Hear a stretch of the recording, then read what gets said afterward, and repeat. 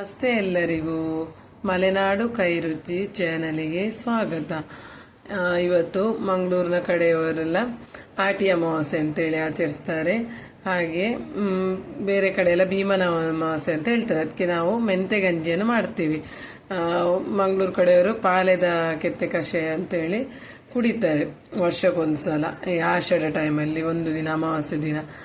ಅದಕ್ಕೆ ಅದು ಕುಡಿದ್ಮೇಲೆ ಅದು ತುಂಬ ಹೀಟ್ ಇರ್ತದೆ, ಕಷಾಯ ಕೈ ಏನಿರ್ತದೆ ಹೀಟು. ಅದಕ್ಕೆ ಈ ಮೆಂತೆ ಗಂಜಿನ ಮಾಡ್ಕೊಳ್ತಾರೆ. ಅದಕ್ಕೆ ಒಂದು 2 ಚಮಚದಷ್ಟು ಮೆಂತೆ ಕಾಳನ್ನು ನೆನೆಸಿದ್ದೀನಿ. ಆಮೇಲೆ ಅದಕ್ಕೆ 1 ಗ್ಲಾಸ್ ಆಗುವಷ್ಟು ಅಕ್ಕಿಯನ್ನು ತಗೊಂಡಿದ್ದೀನಿ. ಬೆಳಿಗ್ಗೆ ನಾನು ನೆನೆಸಿಟ್ಟಿದ್ದೆ ಮೆಂತೆ ಕಾಳನ್ನು. ಮೆಂತೆಕಾಳು ನೆನೆಸಿದ್ರೆ ಒಳ್ಳೆ ಚೆನ್ನಾಗಿ ಬೇಯುತ್ತೆ ಅದಕ್ಕೋಸ್ಕರ. ಆಮೇಲೆ ನಾನಿಲ್ಲಿ ಸೋನಾ ಮಸೂರಿ ಅಕ್ಕಿಯನ್ನು ತಗೊಂಡಿದ್ದೀನಿ. ಚೆನ್ನಾಗಿ ಕ್ಲೀನಾಗಿ ತೊಳೆದು ಬಿಟ್ಟು ವಾಶ್ ಮಾಡಿ 2-3 ಸಲ. ಆಮೇಲೆ ಈಗ ನೀರು ಹಾಕಿ ಬೇಯಲಿಕ್ಕೆ ಇಡ್ತಾ ಇದ್ದೀನಿ. ಆಮೇಲೆ ಅದ್ರ ಜೊತೆ ಮೆಂತೆ ನಾನು ಆಗಲೇ ನೆನೆಸಿದೆ ಅಂತ ಹೇಳಿದೆ ನೋಡಿ ಚೆನ್ನಾಗಿ ನೆಂದಿದೆ ಮೆಂತೆಕಾಳು.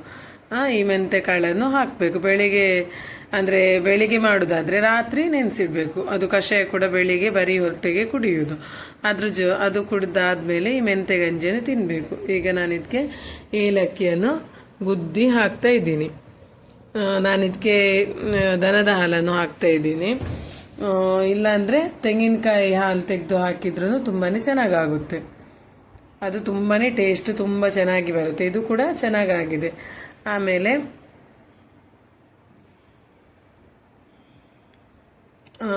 ಇದು ಕುದೀತಾ ಇರುವಾಗ ನಾನೀಗ ಏಲಕ್ಕಿಯನ್ನು ಹಾಕ್ತಾ ಇದ್ದೀನಿ.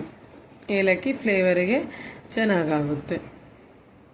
ಅದಕ್ಕೋಸ್ಕರ ಫ್ಲೇವರ್ ತುಂಬಾ ಚೆನ್ನಾಗಿ ಇರುತ್ತೆ. ಅದಕ್ಕೋಸ್ಕರ ಹಾಕ್ತಾ ಇದ್ದೀನಿ. ಆಮೇಲೆ ಏಲಕ್ಕಿ ಜಜ್ಜಿ ಹಾಕಿ ಅದ್ರ ಜೊತೆ ಬೆಲ್ಲವನ್ನು ಕೂಡ ಹಾಕ್ತಿದ್ದೀನಿ. ನಿಮಗೆ ಸಿಹಿ ಹೇಗೆ ಬೇಕು ಹಾಗೆ, ಜಾಸ್ತಿ ಬೇಕಾದರೆ ಜಾಸ್ತಿ, ಕಡಿಮೆ ಬೇಕಂದರೆ ಕಡಿಮೆ, ಚೆನ್ನಾಗಾಗುತ್ತೆ ಅದರ ಹದದಲ್ಲಿ ಹಾಕಿದರೆ. ಹಾಗೆ ಇದು ಮೆಚುರಿಟಿ ಬರುವ ಹೆಣ್ಮಕ್ಳಿಗೆ, ಮೆಚುರಿಟಿ ಬರುವ ಅದೇ ರೀತಿ ಬಾಣಂತಿಯರಿಗೆ ಎಲ್ಲ ಇದನ್ನು ಕೊಡ್ತಾರೆ, ಮೆಂತೆ ಗಂಜಿಯನ್ನು ಮಾಡಿ. ಇದು ತುಂಬಾ ಆರೋಗ್ಯಕ್ಕೆ ಒಳ್ಳೆಯದು ಮೆಂತೆ.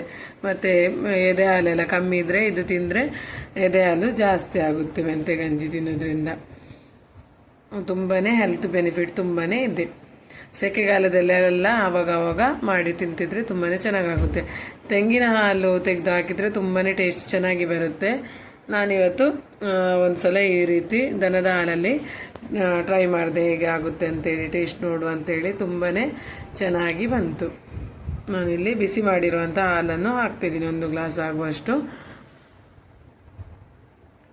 ಅನ್ನ ಬೆಂದಮೇಲೆ ಹಾಲು ಹಾಕಬೇಕು. ಅನ್ನ ಮತ್ತು ಮೆಂತೆ ಕಾಳಿದೆಲ್ಲ ನೋಡಿ, ಅದು ಬೆಂದಮೇಲೆ ಹಾಕಬೇಕು. ಕುಕ್ಕರಲ್ಲೂ ಮಾಡ್ಬೋದು, ಅದೇ ರೀತಿ ಹೀಗೇನೂ ಮಾಡ್ಬೋದು. ನಾನು ಹೀಗೆ ಮಾಡಿದೆ. ಆಮೇಲೆ ಸ್ವಲ್ಪ ಎಲ್ಲ ಚೆನ್ನಾಗಿ ಬೆಂದಮೇಲೆ ತುಪ್ಪ ಹಾಕ್ಕೊಂಡ್ರೆ ಆಯಿತು. ಕೊನೆಯದಾಗಿ ತುಪ್ಪ ಬೇಕಂದರೆ ಗೋಡಂಬಿ ದ್ರಾಕ್ಷಿ ಇದ್ದರೆ ಹುರಿದು ಹಾಕ್ಕೊಳ್ಬೋದು.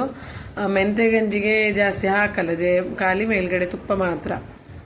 ಈ ರೀತಿ ಗಂಜಿ ಥರ ತುಂಬಾ ಟೇಸ್ಟಾಗಿ ತುಂಬಾ ಚೆನ್ನಾಗಿ ಬರುತ್ತೆ. ನಾನೊಂದು 2 ಚಮಚ ಆಗುವಷ್ಟು ತುಪ್ಪವನ್ನು ಹಾಕಿಕೊಂಡಿದ್ದೀನಿ. ತುಂಬಾ ಟೇಸ್ಟಾಗಿ ಬರುತ್ತೆ. ನೀವು ಕೂಡ ಒಂದ್ಸಲ ಟ್ರೈ ಮಾಡಿದ್ದೆ ಈ ರೀತಿ. ತುಂಬಾ ಚೆನ್ನಾಗಿ ಟೇಸ್ಟಾಗಿ ಬರುತ್ತೆ. ಇದೇ ರೀತಿ ಆರೋಗ್ಯಕರವಾದ ಒಳ್ಳೊಳ್ಳೆ ಮಾಹಿತಿಯೊಂದಿಗೆ, ಒಳ್ಳೊಳ್ಳೆ ರೆಸಿಪಿಯೊಂದಿಗೆ ನಾನು ಬರ್ತಾ ಇರ್ತೀನಿ. ನನ್ನ ಚಾನಲಿಗೆ ಸಬ್ಸ್ಕ್ರೈಬ್ ಮಾಡಿ, ಲೈಕ್ ಮಾಡಿ, ಶೇರ್ ಮಾಡಿ.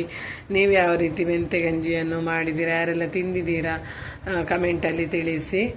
ನನ್ನ ಚಾನಲಿಗೆ ಸಬ್ಸ್ಕ್ರೈಬ್ ಮಾಡೋದನ್ನು ಮರಿಬೇಡಿ. ಇದೇ ರೀತಿ ಸಪೋರ್ಟ್ ಮಾಡ್ತಾ ಇರಿ. ಒಳ್ಳೊಳ್ಳೆ ಆರೋಗ್ಯಕರ ಮಾಹಿತಿಯೊಂದಿಗೆ, ಆರೋಗ್ಯಕರ ರೆಸಿಪಿಯೊಂದಿಗೆ ನಾನು ಬರ್ತಾ ಇರ್ತೀನಿ. ಎಲ್ಲರಿಗೂ ಧನ್ಯವಾದಗಳು.